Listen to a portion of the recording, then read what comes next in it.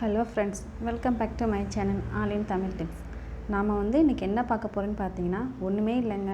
நம்ம நாட்டுக்கோழி சூப் வச்சுருப்போம். அந்த சூப் வச்சுருக்காண்டி நம்ம என்ன பண்ணோம்னா, ஏதாவது சைடிஷ் ஏதாவது பண்ணுறதுக்காண்டி நம்ம ஏதாவது வாங்குவோம். சிக்கன் வாங்கினா ஒரு மட்டனோ இல்லை ஏதோ ஒரு தொக்கு பண்ணுறதுக்கு நம்ம இந்த மாதிரி வாங்குவோம்.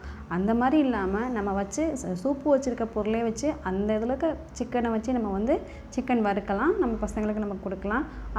அது எப்படி செய்யலாம் அப்படிங்கிறத பற்றி இந்த வீடியோஸில் நம்ம பார்க்க போகிறோம். அதுக்கு முன்னாடி இது வரைக்கும் என்னோடய சேனலை சப்ஸ்கிரைப் பண்ணாதவங்க சப்ஸ்கிரைப் பண்ணுங்கள். கூடவே அந்த பெல் ஐக்கானை மறக்காமல் கிளிக் பண்ணுங்கள். வாங்க நம்ம இப்போ வீடியோக்குள்ளே நம்ம போகலாம். நான் ஃபஸ்ட்டு என்ன சொன்னேன்னு பார்த்தீங்கன்னா, நம்ம சூப்பு வச்சுருக்கோம். நம்ம சூப்பு வச்சுருக்கிறதுல அதில் இருக்க பார்த்தீங்களா, அதில் இருக்க கறி எல்லாத்தையுமே அந்த தண்ணி இல்லாமல் நம்ம நல்லா இருத்து அந்த கறியை மட்டும் நம்ம தண்ணியாக எடுத்து வச்சுக்கலாம். இது என்னென்னு பார்த்தீங்கன்னா நாட்டுக்கோழி சூப்பு. நான் ஆல்ரெடி நாட்டுக்கோழி சூப்பு எப்படி வைக்கிறது அப்படிங்கிறத பற்றி வீடியோஸ் நான் போட்டிருக்கேன்.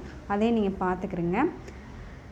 இப்போ நீங்கள் பார்த்தீங்கன்னா அந்த சூப்பில் இருக்க கறி எல்லாத்தையுமே நான் ஒரு அரிக்கரண்டி வச்சு நீங்கள் எடுத்துக்கிறேங்க. அதோட தண்ணி நமக்கு தேவையில்லை.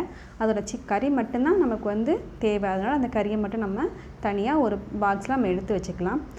அதுலேருந்து நமக்கு நம்ம அதுலேயே நமக்கு சிக்கன் வேணால் அதில் போட்டுக்கலாம். இல்லை நம்ம எல்லாத்தையுமே நம்ம எடுத்து வறுக்கிறதா கூட நம்ம இந்த மாதிரி எடுத்து வறுத்துக்கலாம். இப்போ நான் பார்த்தீங்கன்னா அதில் இருக்க எல்லா கறியுமே நான் இப்போ எடுத்துட்டேன். எடுத்து ஒரு பாக்ஸில் மாற்றிட்டேன். இப்போ நீங்கள் பார்த்தீங்கன்னா எவ்வளோ சிக்கன் இருந்துச்சோ எல்லாத்தையுமே எடுத்து மாற்றி வச்சுருக்கேன்.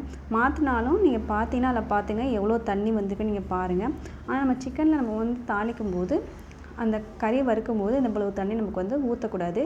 தண்ணி இல்லாமல் தான் எடுக்கணும். அந்த தண்ணி அதில் போட்டுடலாம். இப்போ நீங்கள் தாளிக்கிறதுக்கு என்னென்ன வச்சுருக்கேன் பார்த்தீங்கன்னா, சோம்பு, வெங்காயம், தக்காளி வச்சுருக்கேன். இது எல்லாமே 2 தக்காளி 2 வெங்காயம் வச்சுருக்கேன். இது பார்த்தீங்கன்னா இஞ்சி பூண்டு சீரகம் சோம்பு அரைச்சிறது. இது கொத்தமல்லி. இது எல்லாத்தையும் வச்சு தான் நம்ம இது ரெடி பண்ண போகிறோம். இப்போ நான் கடாயில் ஒரு 3 ஸ்பூன் அளவுக்கு எண்ணெய் ஊற்றிட்டேன். அடுத்து நீங்கள் பார்த்தீங்கன்னா சோம்பு போட்டிருக்கேன் தாளிக்கிறதுக்கு. சோம்பு போட்டுட்டு இதில் பட்டை கிராம்பு இதெல்லாம் நான் எதுவும் சேர்க்கலை.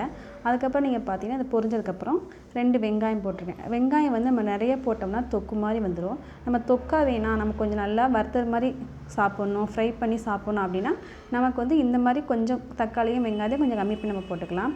வெங்காயம் நல்லா பொன்னிறமாக வதங்கணும். நல்லா வதங்கினதுக்கப்புறம் அடுத்து நம்ம தக்காளி நம்ம ஆட் பண்ணிக்கலாம். இப்போ பார்த்தீங்கன்னா ஓரளவுக்கு வெங்காயம் நார்மலாகவே வதங்கியிருக்கு.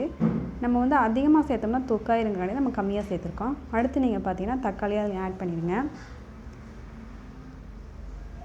தக்காளியும் நல்லா ஆட் பண்ணிவிட்டு அதையும் நல்லா பொன்னிறமாக வதங்குற வரைக்கும் நல்லா பாருங்கள்.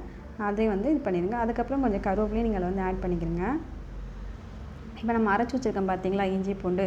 இதில் என்னென்ன போட்டிருக்கும் பார்த்தீங்கன்னா, இஞ்சி பூண்டு சீரகம் சோம்பு மிளகு நான் இதுலேயே போட்டு நான் அரைச்சி வச்சுருக்கேன். இது அரைச்சது ஆல்ரெடி இருந்ததுனால எல்லாத்தையுமே நான் இதிலே போட்டுட்டேன். சூப்பு கரைச்சது இருந்துச்சு, அதில் போட்டு நல்லா மிக்ஸ் பண்ணி அதோட பச்சை வாசனையும் போகிற அளவுக்கு நம்ம அதை நல்லா ஃப்ரை பண்ணி எடுத்துக்கலாம். இது ஃப்ரை பண்ணி எடுத்ததுக்கப்புறம் இதிலேயே நம்ம மிளகாத்தூளும் மல்லித்தூள் மஞ்சத்தூள் இது 3மே நம்ம இதில் நம்ம போட்டுக்கலாம். நான் மஞ்சத்தூள் சூப்பில் ஆல்ரெடி நான் போட்டிருக்கேன். அதனால் இது கம்மியாக நீங்கள் போட்டுங்க. மஞ்சத்தூள் போட்டுக்கோங்க. ஒரு கலர் கிடைக்கும் உங்களுக்கு. இது எல்லாத்தையுமே போட்டுட்டு மிளகுத்தூள் நான் அரைக்கும் போது நான் மிளகுத்தூள் நம்ம ஆட் பண்ணியிருக்கேன். இருந்தாலும் இன்னும் கொஞ்சம் மிளகுத்தூள் காரத்துக்காக நான் மிளகுத்தூள் இது நல்லா போட்டிருக்கேன். இது எல்லாத்தையுமே போட்டுட்டு நல்லா மிக்ஸ் பண்ணி விட்டுருங்க. அதோட அந்த பச்சை வாசனை போகிற அளவுக்கு நம்ம மிக்ஸ் பண்ணி விட்டுறணும். இப்போ நீங்கள் பார்த்தீங்கன்னா ஓரளவுக்கு எல்லாமே நல்லா மிக்ஸ் ஆகிடுச்சு. இப்போ நம்ம பார்த்தீங்கன்னா அந்த சிக்கன் இருக்குது பார்த்தீங்களா, அதை எடுத்து நம்ம தனித்தனியாக நம்ம அதில் எடுத்து போட்டுடலாம். ஓரளவுக்கு வெந்து தான் இருக்குது இந்த சிக்கன் எல்லாமே. இதை நீங்கள் தட்டில் நீங்கள் வச்சுருந்தா அந்த பவுலில் வச்சுருந்தா கூட அந்த பவுலோட அப்படியே கொட்டக்கூடாது. நீங்கள் அந்த மாதிரி கொட்டினீங்கன்னா அதில் இருக்க தண்ணி அதில் போய் அது கொஞ்சம் திக்கான மாதிரி அந்த தொக்கு மாதிரி வந்துடும், அந்த பதத்துக்கு வந்துடும். அதுக்காக நீங்கள் கையில் அள்ளி அந்த தண்ணி அந்த சூப்பு இல்லாமல் நம்ம பார்த்துக்கிறோங்க. இப்போ நான் கிளறி விட்டு பாருங்கள் எப்படி இருக்குன்னு. இப்போ நீங்கள் இதை ஒரு 10 நிமிஷம் அளவுக்கு நீங்கள் அடுப்பில் சிம்மிலே வச்சு நல்லா கிளறி விட்டுட்டே இருந்தீங்கன்னா நல்ல ஒரு ஃப்ரையாக நல்ல ஒரு செம்ம டேஸ்டியான ஹெல்த்தியான ஒரு நமக்கு ரெடி ஆயிரும். இது கூட நாங்கள் என்ன பண்ணேன் லாஸ்ட்டில் பார்த்தீங்கன்னா இன்னும் கொஞ்சம் நீங்கள் மிளகுத்தூள் ஆட் பண்ணிக்கிறீங்க. நீங்கள் நம்ம உப்பு நம்ம அதிலே போட்டு வேக வச்சதுனால உப்பு நீங்கள் ஓரளவுக்கு கம்மியாகவே நீங்கள் போட்டிங்கன்னாவே கரெக்டாக இருக்கும். அதனால் உப்பு நீங்கள் பார்த்துட்டு போட்டுக்கோங்க. அடுத்து நீங்கள் லாஸ்ட்டில் பார்த்தீங்கன்னா கொத்தமல்லி இலை அதில் போட்டு தூவி நம்ம இறக்கி வச்சிட்டோம்னா நமக்கு நம்ம எப்படிப்பட்ட டேஸ்டியான உணவு நமக்கு கிடச்சிரும். இப்போ நீங்கள் பார்த்தீங்கன்னா என்கிட்ட சிக்கனே இல்லாமல் சூப்பராக சிக்கன் ஃப்ரை வந்து நம்ம பண்ணிட்டோம். எப்போ நீங்கள் வந்து சிக்கன் வாங்கினாலும் இந்த மாதிரி நீங்கள் குழந்தைங்களுக்கு பண்ணி கொடுத்தீங்கன்னா சூப்பு வச்சுட்டு அந்த கறி எடுத்து நம்ம வச்சு கொடுத்தா நமக்கு வந்து சூப்பும் கிடச்சிரும், தொட்டுக்கிறதுக்கு நல்ல சைடிஷும் நமக்கு கிடச்சிரும். குழந்தைங்களும் நம்மள விரும்பி நல்லா சாப்பிடுவாங்க. இது நமக்கு வந்து உடனே வேற காலி ஆகிரும். அந்தளவுக்கு வந்து மிச்சமாகிற ஐட்டமே கிடையவே கிடையாது. குழந்தைங்களை வந்து ரொம்ப விரும்பி சாப்பிட்ற ஒரு பொருள் தான் இது.